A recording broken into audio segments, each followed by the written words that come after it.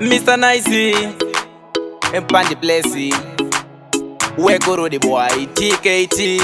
Elasi vatipe handina tiviti, vaketa zvekutamba ndinovaudza shit, vakudzikisira takumhanya zvimapiti, handina kukwana mino listen to shit, vanondivenga vese ndimanera angu, baro imo ndichengetera imba yangu, akana ndakarara ndimagadhi angu, asaka ndonamata kuna Mwari wangu, vanondivenga vese ndimanera angu, baro imo ndichengetera imba yangu, akana ndakarara ndimagadhi angu, saka ndonamata kuna Mwari wangu. Uyai pedyo neni mundiudze zvizere, mukandizororodza handimbochemamhere, munondipa mazano handisingafungiri, hakusi kuda kwenyu kuti munditadzire, Mwari anondirwira amufema mugona, akangobudikira munhu wanda muzvikona, hondo yamatanga handifunge mukapona, zvamuita makawanda zvese ndinozviona, vanondivenga vese ndimanera angu, baro imo ndichengetera imba yangu, akana ndakarara ndimagadhi angu, asaka ndonamata kuna Mwari wangu, vanondivenga vese ndimanera angu, baro imo ndichengetera imba yangu, akana ndakarara ndimagadhi angu, saka ndonamata kuna Mwari wangu.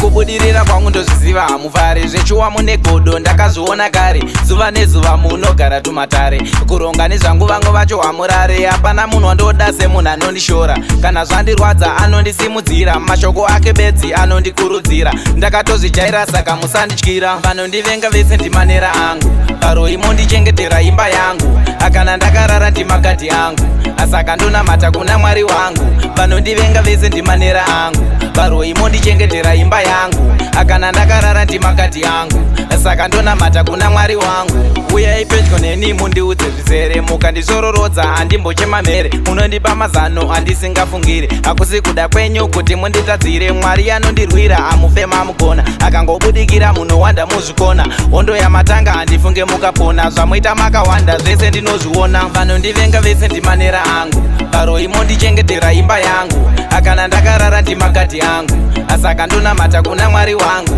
vanondivenga vese ndimanera angu, baro imo ndichengetera imba yangu, akana ndakarara ndimagadhi angu, saka ndonamata kuna Mwari wangu. Kubudirira kwangu ndozviziva hamufare, zvechuwa mune godo ndakazviona kare, zuva nezuva munogara tumatare, kuronga nezvangu vangu vacho hamurare, hapana munhu wandoda semunhu anondishora, kana zvandirwadza anondisimudzira, mashoko ake bedzi anondikurudzira, ndakatozvijaira saka musandityira, vanondivenga vese ndimanera angu, baro imo ndichengetera imba yangu, akana ndakarara ndimagadhi angu, asaka ndonamata kuna Mwari wangu, vanondivenga vese ndimanera angu, baro imo ndichengetera imba yangu, akana ndakarara ndimagadhi angu, saka ndonamata kuna Mwari wangu.